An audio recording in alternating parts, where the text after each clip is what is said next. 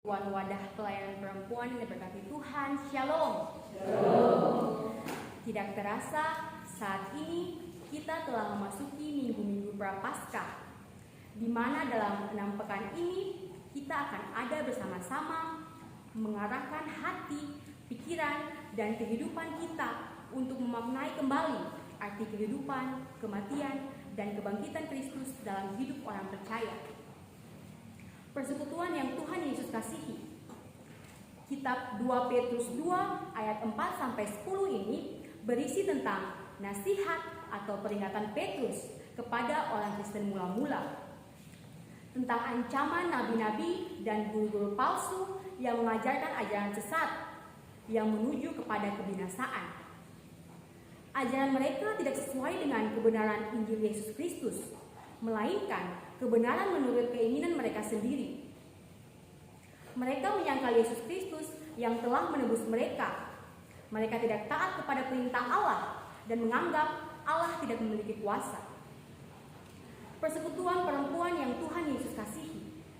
Sesuai dengan tema kita di saat ini, yaitu lihatlah, di tengah pencobaan, kesetiaan Allah selalu terbukti.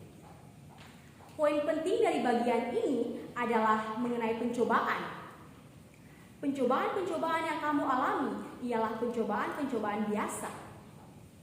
Menarik untuk dicatat bahwa kata yang diterjemahkan menjadi pencobaan juga dapat diterjemahkan sebagai ujian. Hal ini memberikan cara pandang yang lain, terutama saat kita berada dalam situasi yang sulit. Kita sering bertanya, apakah masalah ini datang dari musuh atau dari Tuhan? Di tengah-tengah perjuangan hidup, musuh kita ingin agar kita menanggapi masalah dengan keraguan, ketakutan, dan kompromi. Di pihak lain, terhadap perjuangan yang sama, Tuhan ingin menguji kita untuk melatih iman kita. Oleh karena itu, istilah pencobaan ini dapat berlaku untuk kedua situasi tersebut. Jadi dalam setiap pencobaan atau ujian, kita dapat yakin bahwa masalah ini bukanlah sesuatu yang istimewa. Pencobaan-pencobaan atau ujian-ujian yang kamu alami ialah pencobaan-pencobaan biasa yang tidak melebihi kekuatan manusia. Ibu-ibu bisa lihat dalam 1 Korintus 10 ayat 13. Apapun pergumulan kita, Tuhan sudah pernah mengatasinya berkali-kali sebelumnya. Namun, ada sebuah faktor yang jauh lebih penting daripada masalah itu sendiri, yaitu kesetiaan Allah. Sebab Allah setia. Seringkali kita merasa tidak sanggup untuk menghadapi tantangan yang kita alami. Kita menyadari bahwa kita tidak dapat diandalkan. Kita khawatir akan ketidaksetiaan kita dalam menanggapi situasi hidup kita. Tetapi Allah ingin agar kita fokus kepada kesetiaannya. Setelah mengingatkan kita akan kesetiaan Allah, Roh Kudus juga memberikan kepada kita 2 janji yang akan memberikan pengharapan bagi kita menghadapi ujian dan pencobaan. Yang pertama, Tuhan tidak akan mengizinkan pergumulan yang tidak sesuai dengan tingkat kedewasaan rohani kita. Ia tidak akan membiarkan kamu dicobai melampaui kekuatanmu. Yang kedua, Tuhan akan menyediakan jalan untuk mengatasi masalah tersebut. Pada waktu kamu dicobai, Ia akan memberikan kepadamu jalan keluar. Jika pertumbuhan rohani kita baru dapat mengatasi tembakan meriam musuh, Tuhan tidak akan membiarkan musuh menjatuhkan bom atom dalam hidup kita. Dan apapun masalah yang terjadi, Tuhan akan membuat kita bisa melewatinya. Ibu-ibu yang dikasihi Tuhan, Tuhan Allah kita adalah Tuhan yang tidak pernah kehabisan cara untuk membebaskan orang percaya dari pencobaan yang terjadi di dunia ini.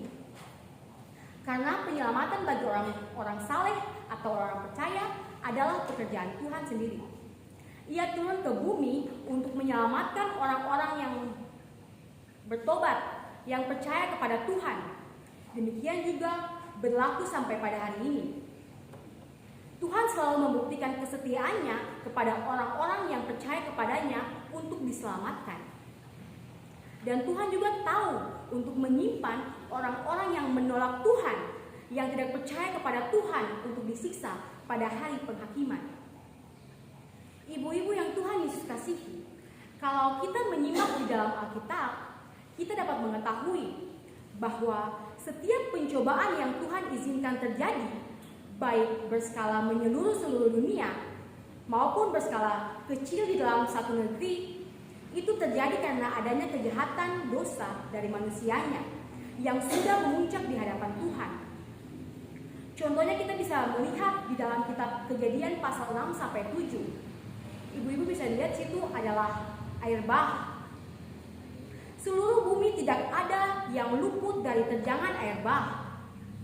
Karena pada saat itu kejahatan dan dosa manusianya begitu memuncak, sehingga Tuhan izinkan pencobaan itu terjadi. Contoh lain juga yang berskala lebih kecil, yaitu dari peristiwa Sodom dan Gomora. Dicatat di dalam Kejadian pasal 18-19. Peristiwa ini juga diizinkan Tuhan karena di kota Sodom dan Gomora orang-orangnya sudah melakukan dosa dan kejahatan, sehingga Tuhan melakukan penghukuman dan pencobaan yang begitu besar terhadap kota ini. Kita sudah melihat dalam 2 kejadian pencobaan dan hukuman. Kita melihat di situ, apakah ada orang-orang percaya ketika Tuhan mengizinkan penghukuman itu terjadi? Jawabannya jelas ada. Contohnya di dalam peristiwa air bah. Di situ ada orang benar, yaitu Nuh dan keluarganya. Demikian juga terjadi dalam kehidupan Lot ketika Sodom dan Gomora dihukum Tuhan. Di situ ada Lot dan keluarganya yang percaya kepada Tuhan. Dan kita lihat kesetiaan Allah selalu terbukti di tengah pencobaan. Dia menyelamatkan Nuh dan menyelamatkan Lot serta keluarganya. Ibu-ibu yang Tuhan Yesus berkati, Tuhan punya banyak cara untuk menyelamatkan kita dari pencobaan yang menimpa dunia ini. Namun ada satu hal yang harus kita ketahui. Dasar penyelamatan Tuhan adalah tercatat di dalam 2 Timotius 2 ayat 19 yang berbunyi, tetapi dasar yang diletakkan Allah itu teguh, dan materainya ialah Tuhan mengenal siapa kepunyaannya, dan setiap orang yang menyebut nama Tuhan hendaklah meninggalkan kejahatan. Artinya, Tuhan akan menyelamatkan orang-orang yang dikenal Tuhan sebagai miliknya. Tetapi bukan berarti orang yang mengaku percaya kepadanya adalah pasti dikenal Tuhan. Tidak. Sebab Tuhan mengenal siapa milik kepunyaannya, dan Tuhan tidak pernah salah untuk menilai siapa yang betul-betul dikenal sebagai miliknya. Kalau kita melihat 2 tokoh yang sedang kita bicarakan, Nuh diselamatkan bukan karena dia orang yang memang Tuhan pilih kasih lalu diselamatkan. Tidak, karena Nuh adalah satu-satunya orang dan keluarganya yang tidak turut melakukan kejahatan pada waktu itu. Dia hidup berkenan kepada Tuhan. Dia bertaubat kepada Tuhan. Disitulah letak pengenalan Tuhan kepada Nuh. Begitu juga dengan Lot. Tuhan memakai cara dia mengirimkan malaikatnya. Lot dan keluarganya digandeng, dibawa keluar, lari ke atas bukit. Dan Tuhan berkata, pergi lurus, jangan menoleh ke belakang. Itu cara keselamatan Tuhan. Tapi lihat, istri Lot menoleh ke belakang dan dia tewas menjadi tiang garam. Saya mau bertanya ibu-ibu, apakah Tuhan kehilangan kuasanya untuk menyelamatkan istri Lot? Masalahnya bukan pada Tuhan, tapi masalahnya itu pada ketaatan istri Lot. Istri Lot tidak taat kepada caranya Tuhan. Ibu-ibu tahu, setiap orang yang menolak caranya Tuhan itu sama dengan memberontak dan melakukan kejahatan. Nah, bagaimana dengan keadaan ibu-ibu sekarang ini? Keadaan yang sedang kita hadapi yaitu pencobaan dengan adanya wabah COVID-19 ini. Tuhan juga pakai cara yang lain. Cara yang bagaimana?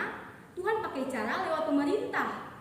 Sebatas pemerintah itu tidak melanggar kebenaran firman Tuhan, semua kebijakannya adalah sungguh-sungguh berkenan kepada Tuhan dan dapat dipakai Tuhan untuk menyelamatkan kita pada saat ini. Sebab di dalam Roma pasal 13 ayat yang keempat jelas-jelas dikatakan bahwa pemerintahan adalah hamba Allah untuk kebaikan kita. Jadi selama pemerintah tidak melarang kita untuk beribadah dan selama kebijakannya tidak bertentangan dengan firman Tuhan, maka Tuhan pun bisa pakai pemerintah sebagai salah satu cara untuk menyelamatkan kita. Untuk itu ibu-ibu, jangan sampai kita menjadi keliru dalam berpikir. Kadang-kala banyak orang berkata, memangnya Allah tidak bisa berkuasa atas virus COVID-19 ini? Saya menegaskan ibu-ibu, Allah kita sangat berkuasa dalam segala hal. COVID-19 ini sangat kecil bagi Allah. Tetapi kita lihat kesetiaannya Allah. Bukan berarti Allah tidak mau melepaskannya, tetapi ada cara Allah untuk menyelamatkan kita. Dan saya sangat-sangat percaya bahwa cara Allah untuk menyelamatkan manusia yaitu lewat pemerintah. Untuk itu, turuti himbauan pemerintah. Karena bagi saya, itulah bukti kesetiaan Allah kepada kita umat manusia. Ibu-ibu, marilah kita berpikir dengan tenang dan tetaplah berdoa. Jadi kalau kita punya kecenderungan, ibu-ibu semua bisa tahu kalau kita penuh dengan keserakahan, disitulah ada keinginan-keinginan palsu dalam diri kita. Kita minta Tuhan berkati pekerjaan kita, usaha-usaha kita bersyukur dan puas dengan apa adanya. Ibu-ibu harus makin giat, sekalipun apa yang kita dapatkan tidak sesuai dengan apa yang kita inginkan.